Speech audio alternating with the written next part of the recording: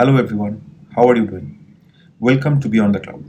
I'm excited to introduce a brand new 5-part video series where we will learn how to deploy a Dockerized Python application on AWS using ECS Fargate.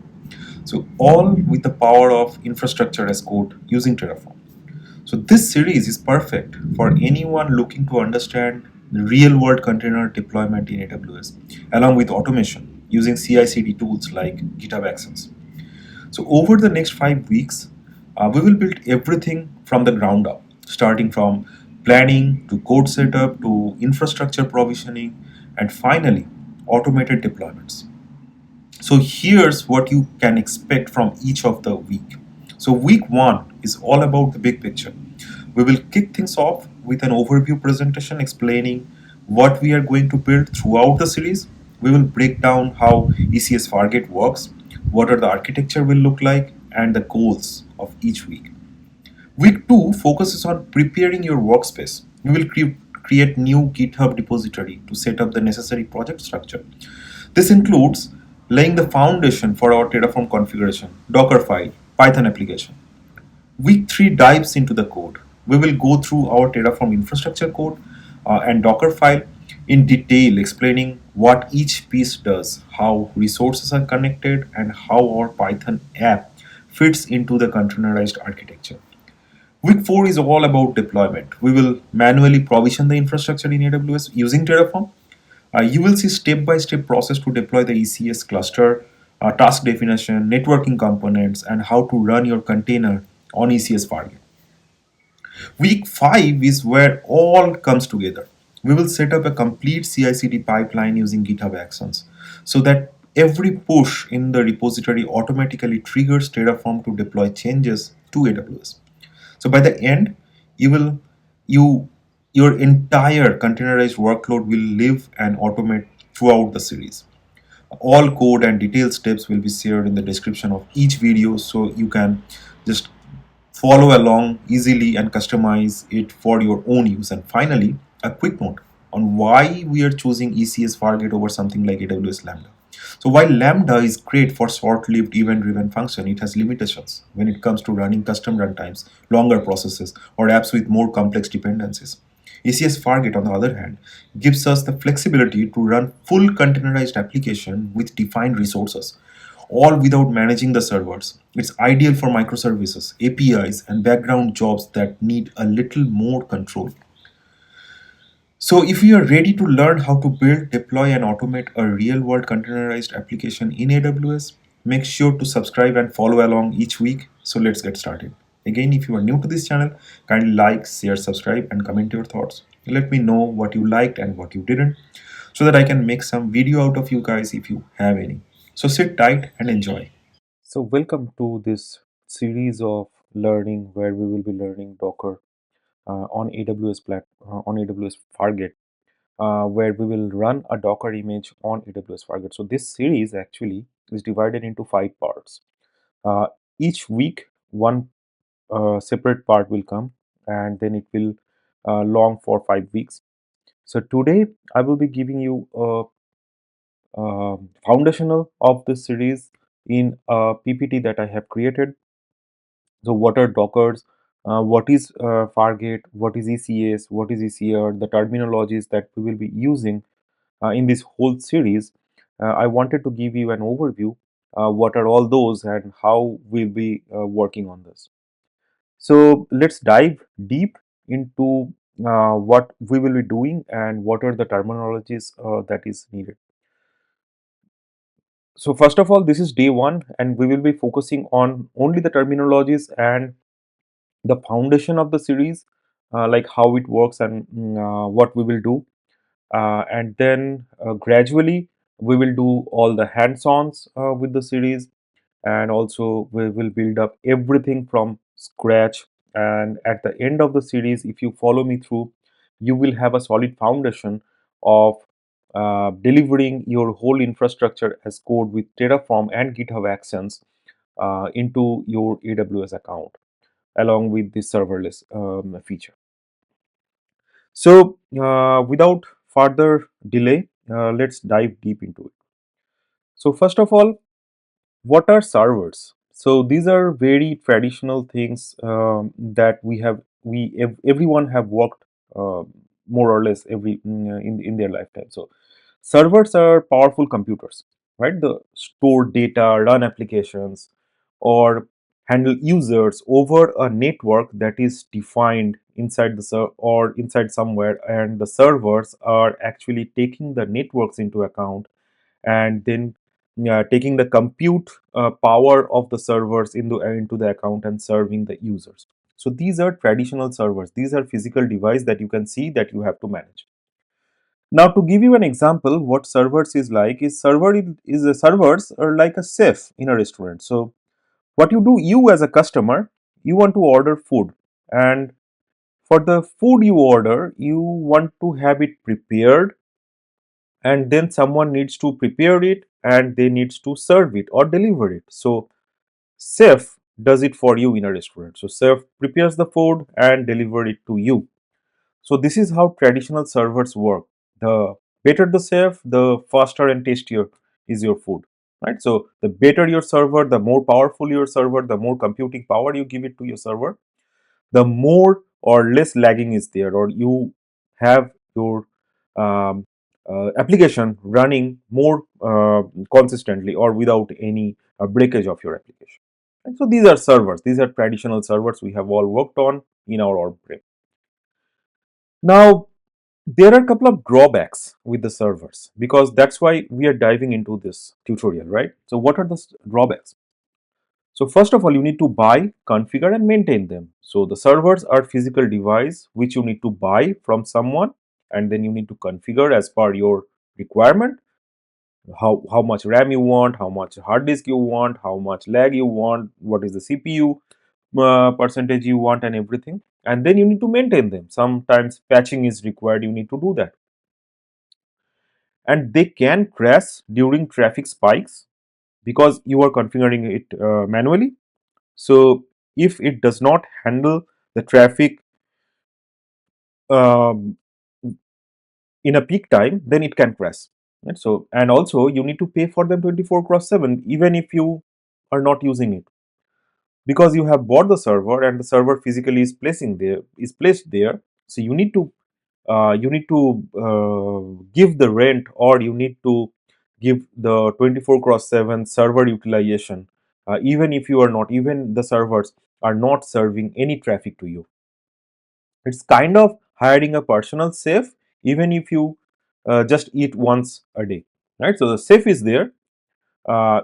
It he can or she can serve you whenever you want, but you are only eating once a day. But you are still having a chef, personal chef for you. It's costly, and it's a overhead for you. So coming back to the concept of serverless. So what does serverless means? So please see this picture. I have put less in a quotation mark. Why? I will tell you later. So serverless, what does it mean? Serverless means the servers are still there. So what you have to do, you don't manage the servers yourself. You just write your code, you upload the code somewhere, and the cloud provider, whoever manages the server, automatically runs your code and you see the application. You don't have to consider anything about the scaling, about the patching, about the 24 cross 7 availability, about the about the cost. So whenever you ask something, then only you have to pay something. So this is called serverless. So these are very difference between the traditional servers and something called serverless. It's like a food delivery app. So you don't need a kitchen, you don't need ingredients, you don't need a personal chef. All you need to do, you need an app.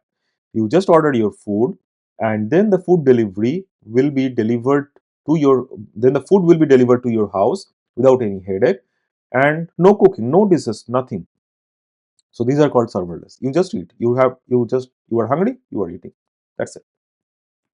Now, remember I said why I put the less in a quotation mark, because as I said, serverless, there is nothing called serverless. So even if this is called serverless, those replications or codes are running somewhere. It's only that you don't need to see them. You are not seeing them. Those are not physically present somewhere near you. And someone from a cloud provider like AWS or maybe Azure or GCP, they are handling all the backend mess, like the patching, like the 24/7 availability, like the scalings and everything. It's a magic show. The tricks are behind the scene. You just for you, it's a rabbit appears. So that's it. So you don't need to manage anything. You don't have to think about scaling and patching and anything at all. And your code is running, and you are happy, and you don't have to patch the servers every Monday when you come to office, right? The cloud provider or anyone else will do that for you. So this is called, but still, there are servers. Someone is managing them. You are not. So for you, it is serverless. Whoever is managing that, for them, it's not serverless. It's still servers. So this is why I always tell serverless does not mean actually there is no server. There are servers, but you don't see them. You don't manage them. So next is a couple of serverless offerings of AWS, like the Lambda. You can run your code without any provision of servers. Fargate, run container images without managing the servers. You don't have to manage the patching or the availability of the servers. API gateway, create APIs without backend setup. DynamoDB, it's a NoSQL database. You don't have to manage the database, and many more. These are a couple of examples which enterprises uses a lot. And yeah, this is the couple of serverless offerings from AWS. But it's not limited to this one. There are many more. Now, when we are talking about serverless, always comes into my picture Fargate, AWS Fargate. What is Fargate? We will work with Fargate, right? So Fargate is a serverless compute engine for containers. When you want to run a container image, you always think in AWS in Fargate. So you define your container and Fargate runs it. There is no EC2 setup. If you go to your EC2 console after running Fargate, you will not see the EC2 instance because AWS is managing that. So Fargate is like ordering a same like ordering a ready to eat meal kit. So you just tell them what you want and the food will be delivered. You don't need to cooking, you don't need dishes, you don't need to do dishes, and it's just no stove, no mess. That's it. So this is kind of Fargate for a container offering. So when you have a container image, you want to run it in serverless containerization. So Fargate is your answer. So we will use Fargate in this tutorial, and we will see from scratch how to set up Fargate and everything. Now the next is two more thing that very important is what is ECS and what is ECR. So ECR is kind of a place to store your container images, right? So you have container images, you have Docker images that you want to store somewhere because you will run it someday. So you need to store somewhere. So those are the ECR, those are the container registry. It's like a fridge. You have lots of meals available, but you need to store somewhere, otherwise it will get lost or it will get rotten. So you need a fridge for that. So ECR is kind of a fridge for you to store all your meals. And ECS, what is ECS? ECS is a service to run and manage containers at scale. So Fargate runs on ECS. So we talked about Fargate, and it is runs on ECS, Elastic Container Service. So that's why it's called container service. It's like a kitchen to cook your meals from your fridge or from other sources. So you remember in your fridge you have stored some meals.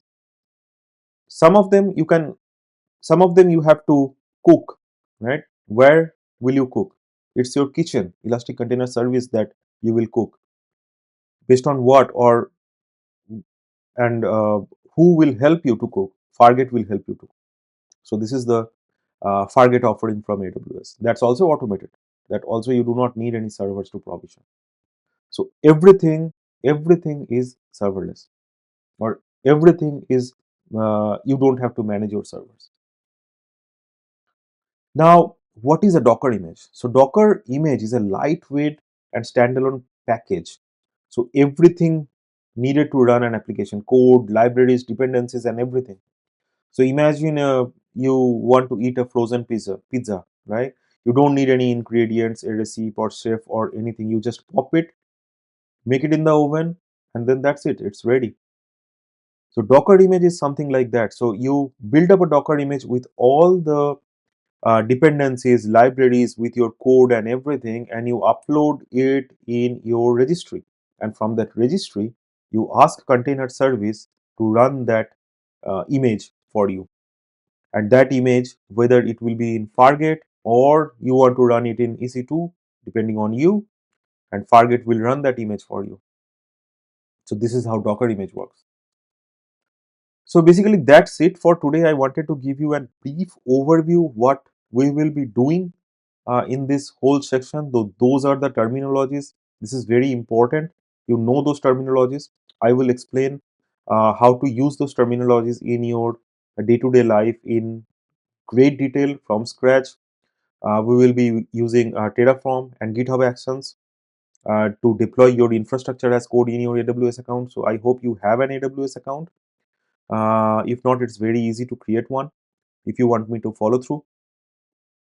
And then the next part, the next 4 parts actually, we will be dive more deeper into the technical terminologies and how to implement those in real life. So if you have any questions, please contact me in this mail ID, or I have a social account where you also can send me a message. I will be happy to answer any of your questions. So if you are new to this channel, kindly like, share, subscribe, and comment your thoughts. Um, those couple of more exciting videos are coming about this series after this series as well, and I hope you will love them. So I will be back with another exciting part of this series, and till then, take care. Goodbye.